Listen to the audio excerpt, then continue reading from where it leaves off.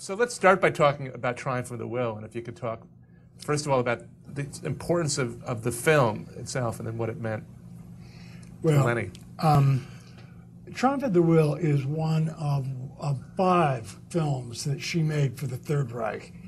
You heard her say in here it was 6 days out of my life, and that was part of her post-war approach to it. That why should I spend 101 years, which is how long she lived, why should I spend 101 years apologizing for 6 days that I spent making what was, in fact, not a political film at all, but an artistic film that I did because of someone about whom I had an idea he was in politics. I wasn't quite sure what he did, but I knew it was something worthwhile.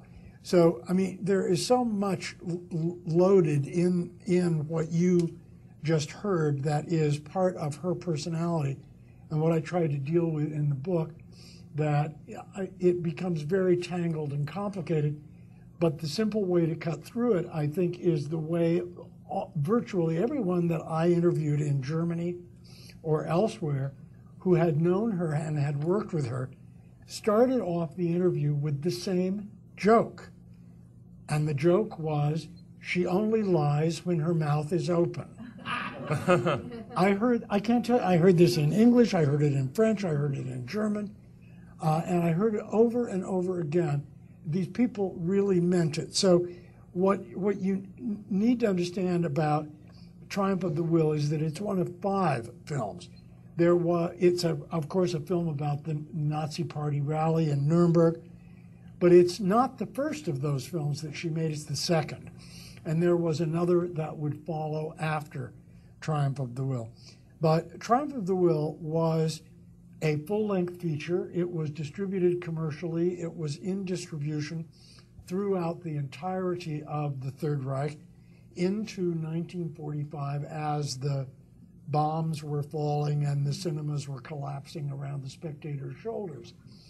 But its political aims were recognized so clearly by Hitler that no other Hitler film was ever made after this, because no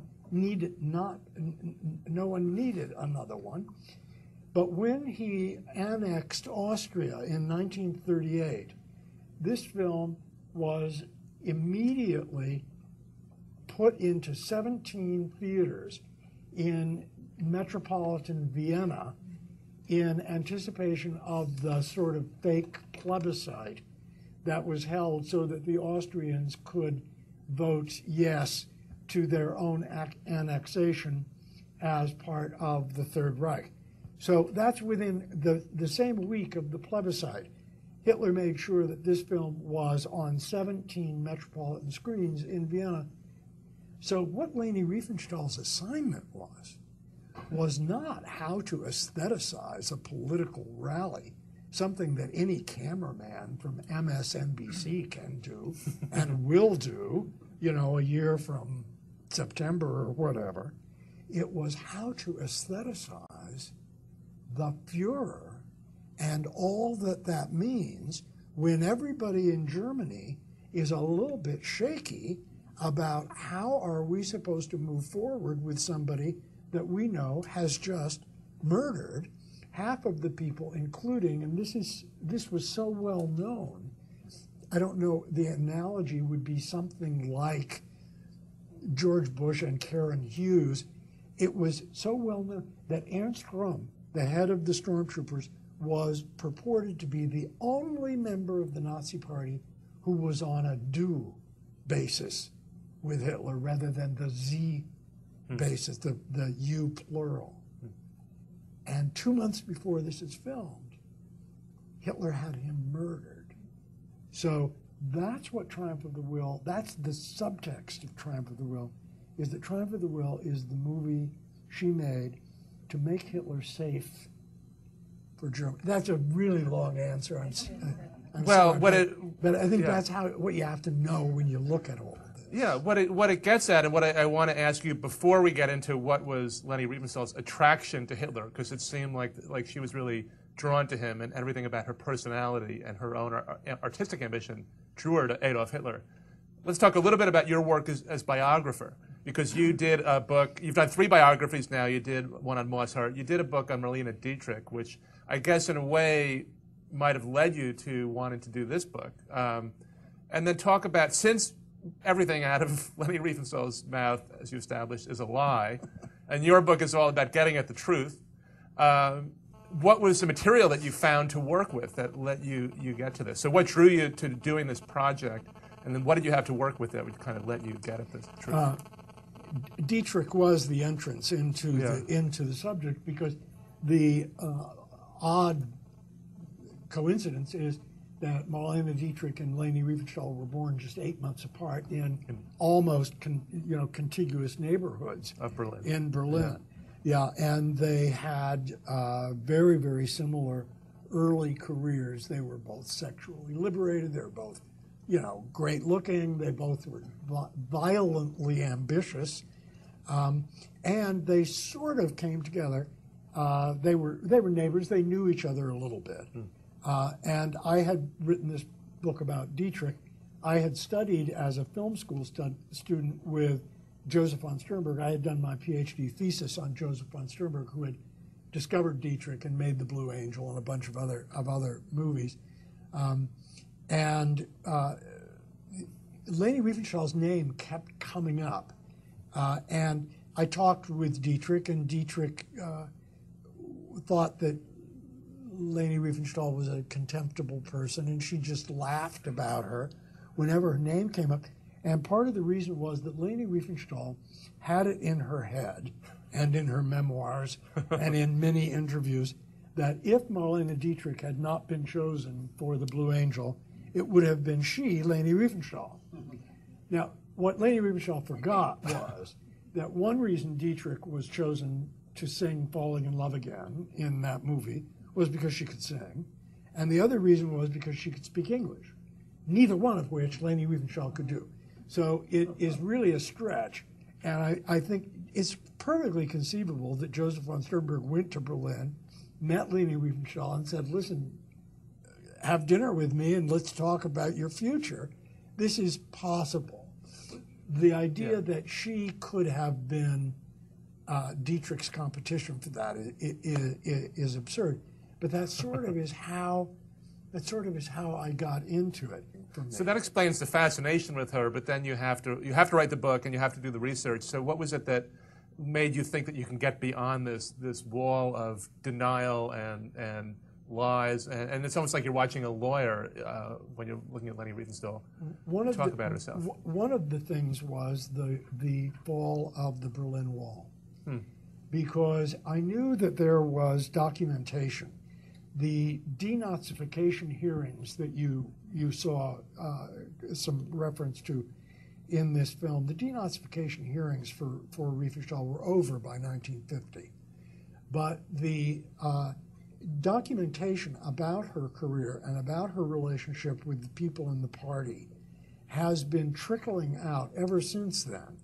And much of it has been in a flood since the fall of the Berlin Wall, because so much of the paperwork was held by the Russians who knew that they had it, but who were being mum about it, saying absolutely nothing about it. But after the fall of the Berlin Wall, which is 1989, that stuff started to trickle back. And there are still diaries of Goebbels, for instance, that no German knew existed, because they were all in Moscow. And there are diaries that are still being translated and put into book form in Munich at the Institute for Contemporary History. And I was able to get access to those things because I live in Germany part of the time, and partly because I was just dogged and wanted to go after it. I had some lucky breaks where I came upon documentation that was not available to anyone else, and that was very lucky. But the most recent things that are in the book are things that actually came to physical light when she turned 100 years old in 2002. and not all of the documentation has yet been sifted and evaluated, and there may be some minor little chapters yet to reconsider about her life. But so much of it was because, A, the Germans were famously good at keeping records, suicidal, Right. though that may be, and that because they were so bureaucratic that when they were doing something for a nefarious reason, they said so in the documentation. An example for that is the Olympic film. The Olympic film, which to the end of, you need to understand that to the end of Leni Riefenstahl's life, she made money off the Nazis. She continued to earn royalties from Triumph of the Will and from the Olympic films and the other films that she made. But she continued to maintain to the end of her life that the party had nothing whatever to do with her films about the Olympics of 1936, all of which is untrue. The film was totally financed by the Nazi Party, and there is this documentation in which it says, I can't give you the exact wording, it's in the book if you care to look it up, and in quotes and with footnote citations and so on, where the documents actually say, we have set up the Leni Riefenstahl Film Company as a blind so that no one will know the Nazi Party is financing the film. So, but this is part of that German bureaucratic and record-keeping mentality. Well, none of those records were available. They were not available to the courts that let Leni off with a mere fellow traveler or sympathizer a judgment, but an artistic film that I did because of someone about whom I had an idea he was in politics. I wasn't quite sure what he did, but I knew it was something worthwhile. So, I mean, there is so much loaded in what you, my life, and that was part of her post-war approach to it. That why should I spend 101 years, which is how long she lived? Why should I spend 101 years apologizing for 6 days that I spent making what was, in fact, not a political film at all? So let's start by talking about Triumph of the Will, and if you could talk, first of all, about the importance of the film itself and then what it meant to Leni. Triumph of the Will is one of 5 films that she made for the Third Reich. You heard her say in here it was 6 days out of, just heard that is part of her personality. And what I tried to deal with in the book, that it becomes very tangled and complicated, but the simple way to cut through it, I think, is the way virtually everyone that I interviewed in Germany or elsewhere who had known her and had worked with her started off the interview with the same joke. And the joke was, she only lies when her mouth is open. I heard this in English, I heard it in French, I heard it in German, and I heard it over and over again. These people really meant